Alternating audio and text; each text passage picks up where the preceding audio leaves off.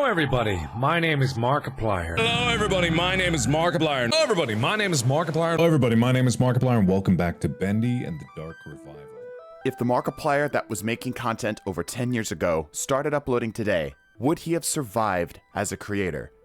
As an avid Markiplier fan, YouTube viewer, and now a full-time creator, I believe there are 4 things about the platform that have changed drastically in its almost 20-year lifespan, and it's not entirely for the better.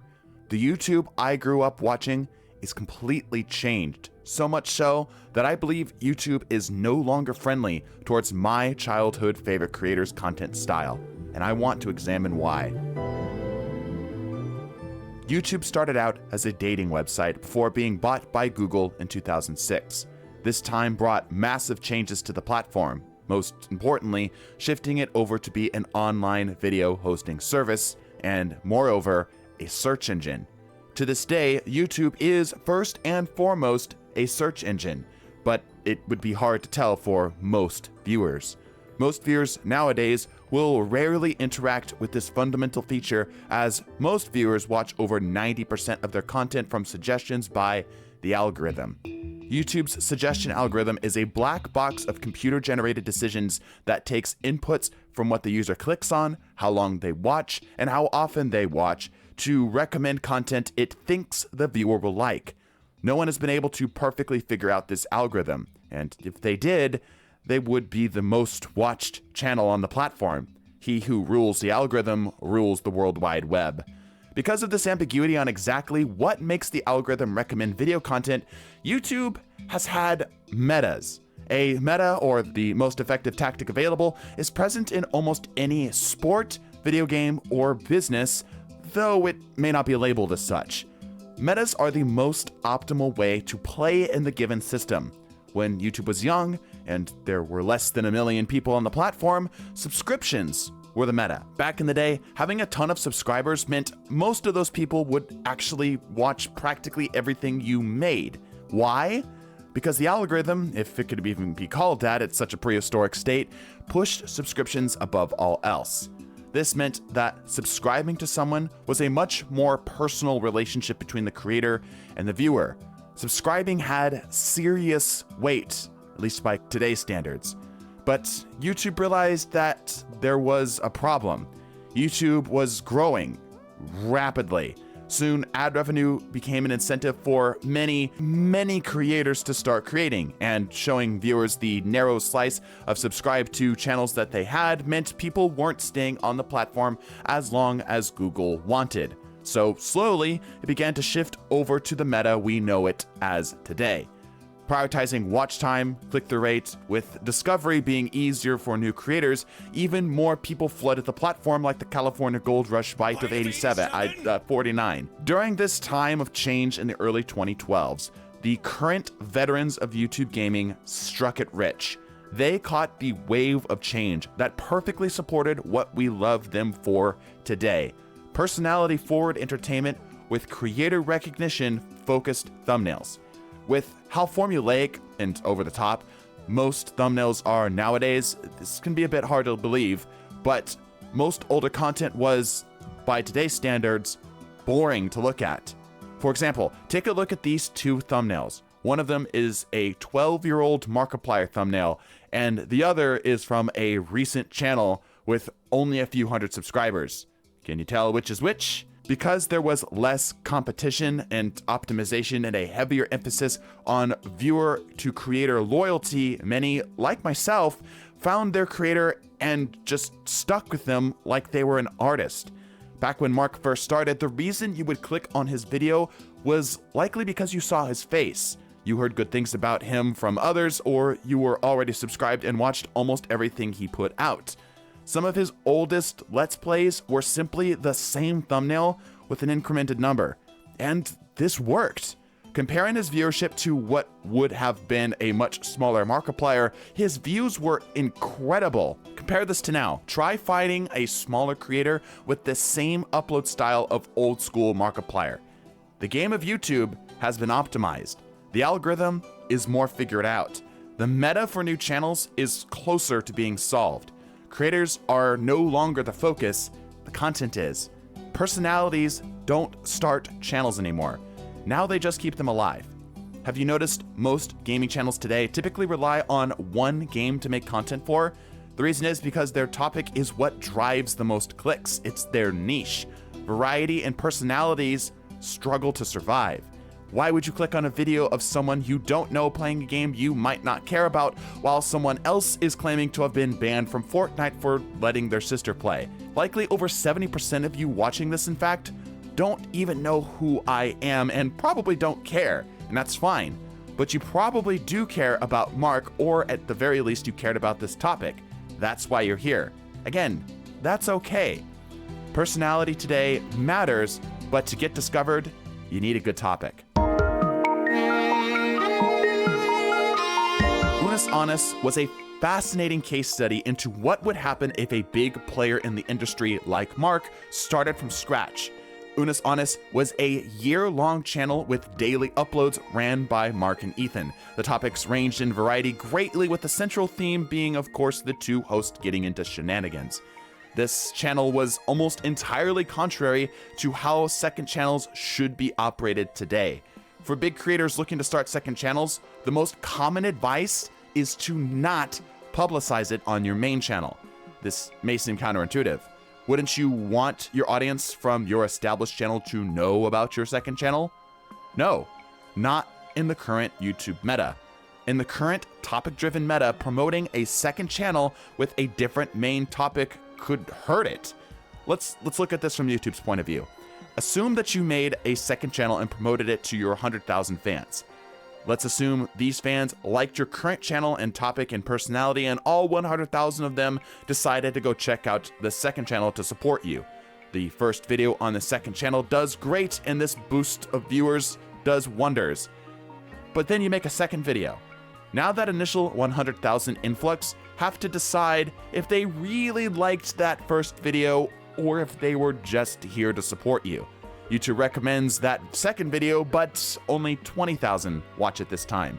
To YouTube, that's 80,000 people who didn't like the video. So why would they keep recommending a video that not even the most dedicated fans want to watch? But even in the far more unlikely scenario that all 100,000 of them watch the next video, what does YouTube know about this audience? Well, the most common data point that YouTube knows about it is that they all shared one viewer point, and that's your main channel. The data YouTube is getting is wildly confusing, contradictory, and historically, this has led to second channels quickly dying. From experience with a one-topic channel, that channel being Destiny 2, I can tell you from insider experience, almost every major Destiny 2 creator has a side channel they made that you never found out about. Why? Because today it is far more effective to let YouTube grow your channel naturally from the ground up around the topics of that channel than to rely on personality and viewership relationships to carry your viewership.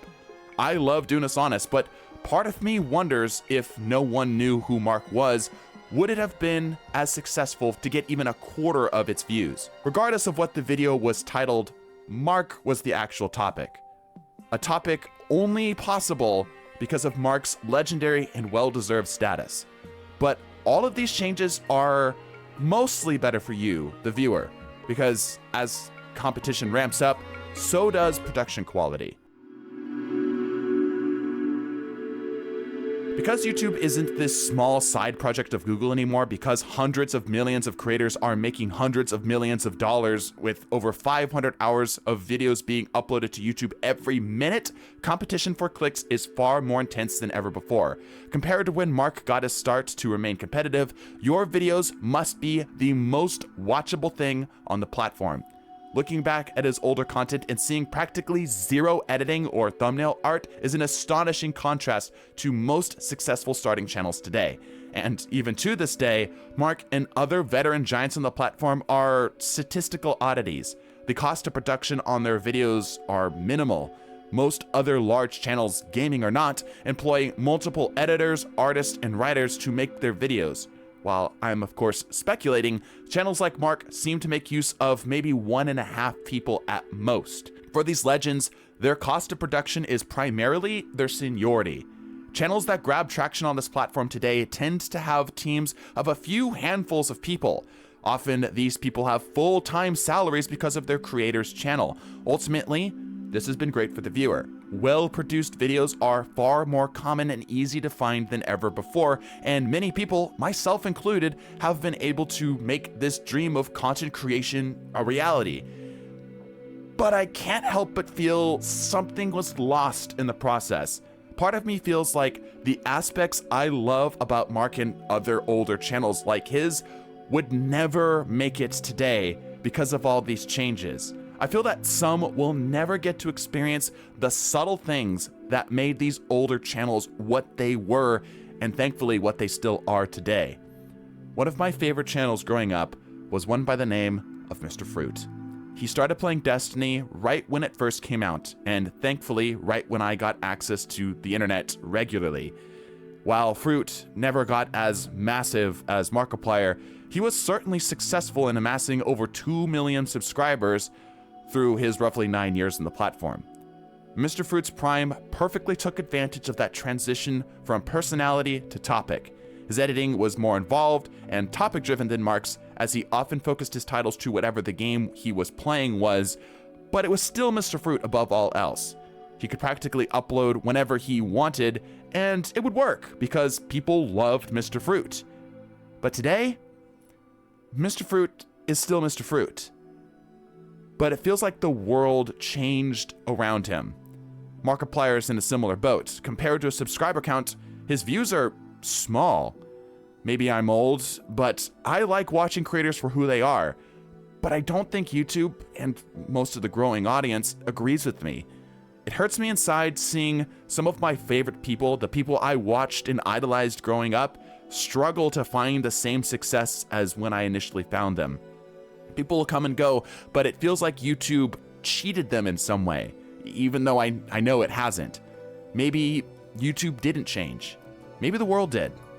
Younger fans grew up, and new fans took their place. Fans that had different tastes. Not wrong tastes, just different. Even myself, I went to college, started studying for my degree, and had to prioritize my time. I put down YouTube for a few years, and when I came back, it was like going back to your hometown and finding that your favorite mall had shut down. It just isn't the same. The community feeling of YouTube is gone, or at the very least, withered. The meta, however, remains. But if I take a step back, most of this seems to be more of a self-fulfilling prophecy. RT Game, Maxor, Alpharad, Zanny, and now Pirate Software. All these channels are very different from each other, but they all started from the same points of influence. Massive, successful channels of today were grown out of the influence of channels from yesterday. Like I said, YouTube has a meta, and those who find it are copied. Look at what people refer to as the Mr. Beastification of YouTube. At the end of the day, every channel wants to find success. I'm sure I can speak for everyone running a channel when I say, this is a dream job. I love this, and I would do almost anything to keep it going, even if it means following a trend for a few years. Channels like Mark's blazed a trail that others could follow, and many did. The market was then flooded. Where we are today is because we all stand on the shoulders of the same giants. YouTube is guided by the wants of the people watching it. What's successful is what people want to watch. And with 1 million more creators on the platform every year, it's almost impossible for there not to be a community that resonates uniquely with you today. But part of me hopes we could go back to the good old days. The days when everyone wasn't trying to arrest your attention or bait your click. The days when personality drove watch time above all else. When the topic was the creator, the person. With how much YouTube is dictated by the will of its viewers, we may one day return to that. But for now, relish those silly memories from your favorite creators in the days gone past. Maybe go watch some of their older work and appreciate the history it provides. And thank you to all the creators whose shoulders I stand on today. You were my best times, our best times. And thank you for giving me a chance to potentially be that for you. Bless your faces, and deuces.